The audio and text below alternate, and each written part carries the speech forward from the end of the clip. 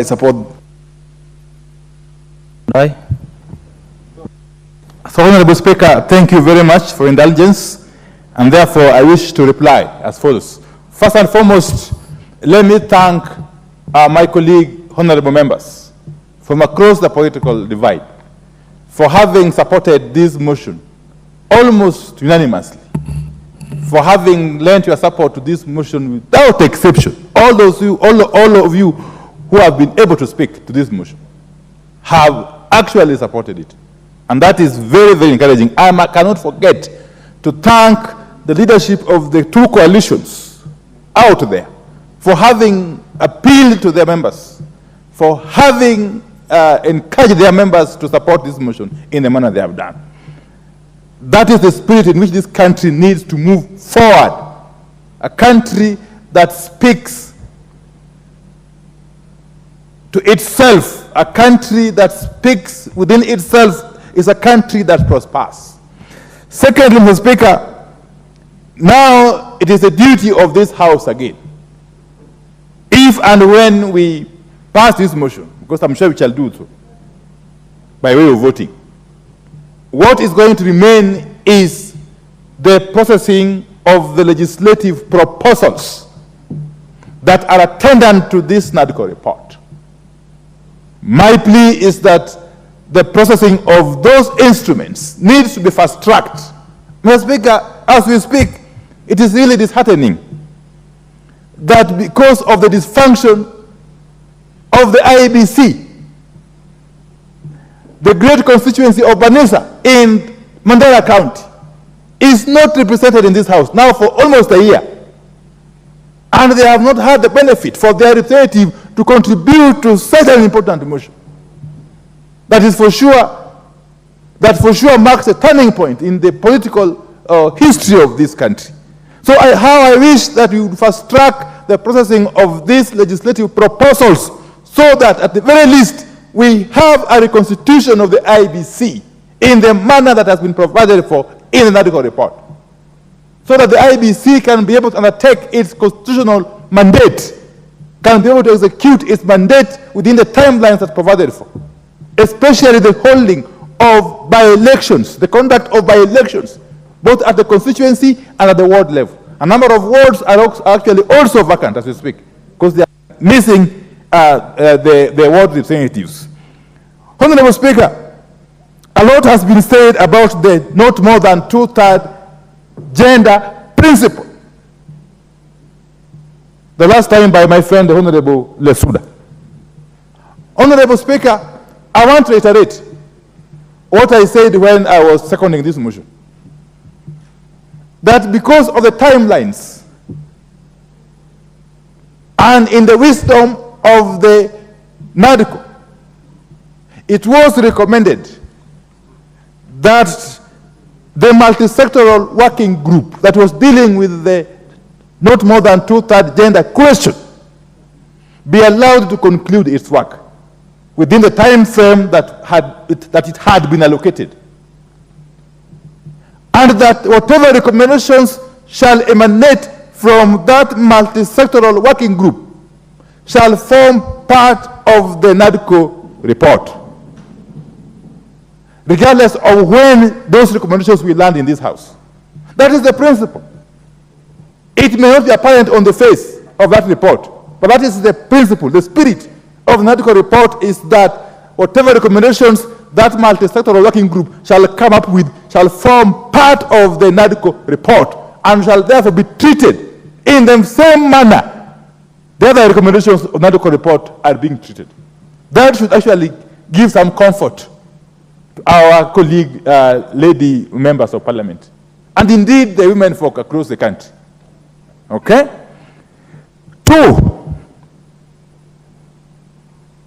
the matter of the cost of living remains an outstanding issue. We agreed to disagree, and that is really very healthy.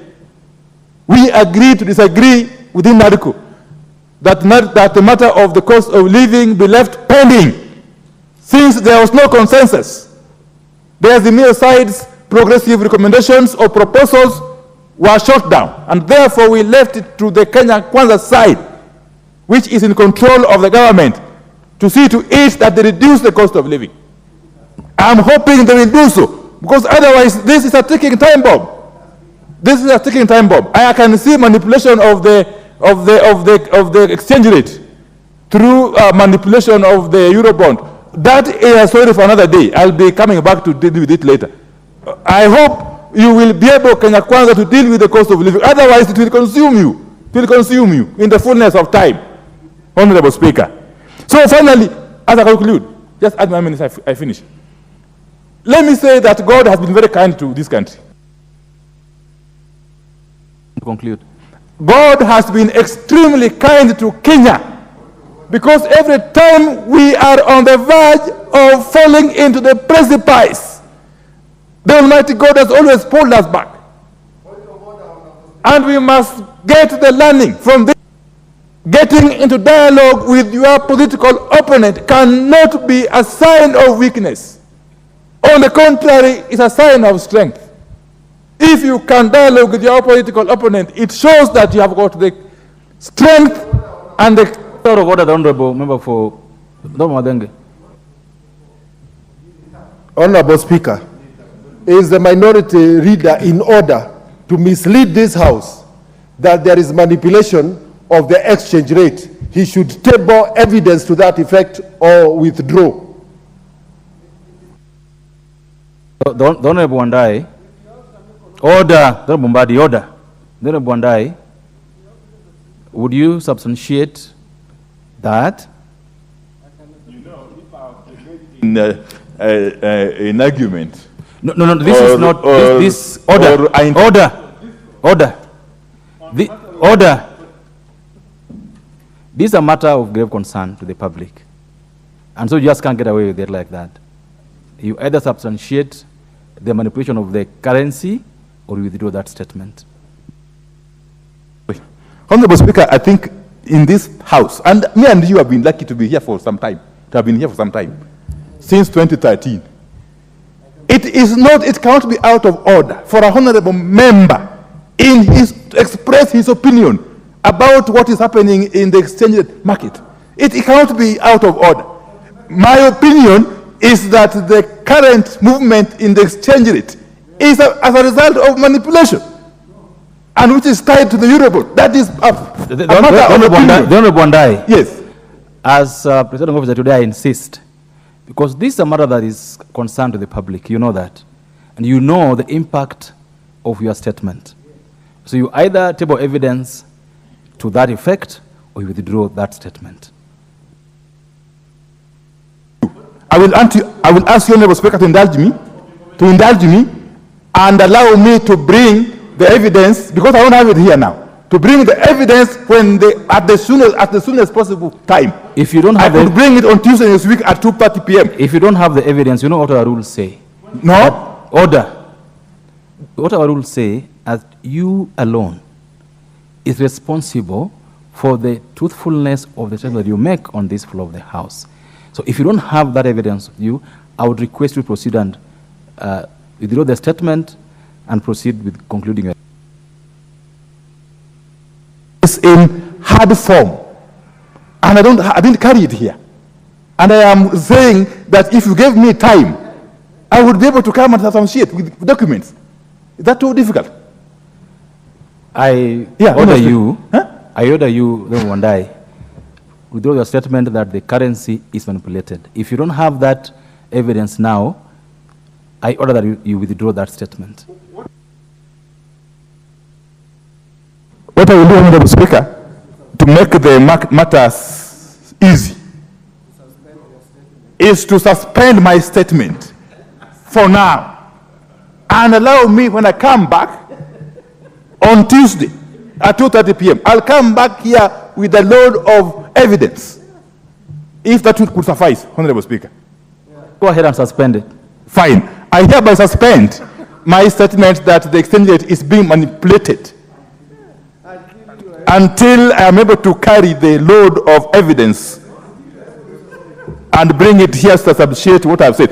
Honorable Speaker, with those very many remarks, I wish to reply. Thank you very much. May God bless you.